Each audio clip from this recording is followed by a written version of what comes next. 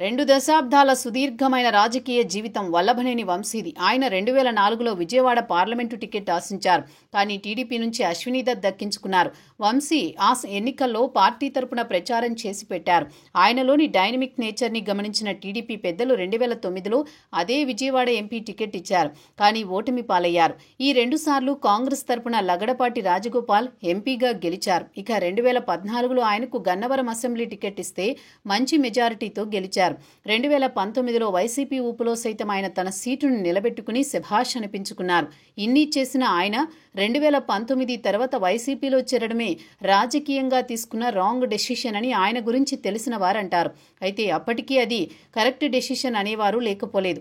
మొత్తానికి వైసీపీలో చేరి వంశీ బావుకున్నదేమిటి అంటే జైలు జీవితం అని బాధపడేవారు ఉన్నారు. జైలు నుంచి కొద్ది నెలల క్రితం బయటకొచ్చిన వంశీ ఊసు మాత్రం ఎక్కడా లేకుండా పోయింది. ఆయన ఏం చేస్తున్నారు అన్నది కూడా తెలియడం లేదు. అయితే వంశీ ఆరోగ్యం బాగోలేదని ఆయన కొన్నాళ్ల పాటు రెస్ట్ తీసుకుంటున్నారని అప్పట్లో చెప్పుకున్నారు. ఇవన్నీ పక్కన పెడితే వంశీ రాజకీయంగా ఏం చేస్తారు అన్నది కూడా ఇంకోవైపు చర్చగా ఉంది. గన్నవరం నుంచి 3 సార్లు పోటీ చేసి 2 సార్లు గెలిచిన వంశీకి అక్కడి నుంచి పలుకుబడి ఉంది. ఆయన అనుచరులు, అభిమానులు ఎక్కువ మంది ఉన్నారు.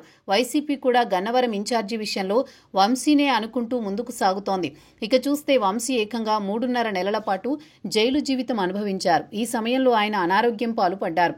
జైలు నుంచి వచ్చిన వెంటనే జగన్ని కలిసి ధన్యవాదాలు చెప్పారు. జైలులో ఉన్నప్పుడు తనను పరామర్శించినందుకు అలా మర్యాదపూర్వకమైన భేటీనే అయ్యారు తప్ప రాజకీయంగా కాదని అప్పట్లో చెప్పుకున్నారు. మరోవైపు చూస్తే వంశీ రాజకీయాలకు గుడ్ బై చెబుతున్నారు అన్న ప్రచారం సోషల్ మీడియాలో విస్తృతంగా జరుగుతోంది.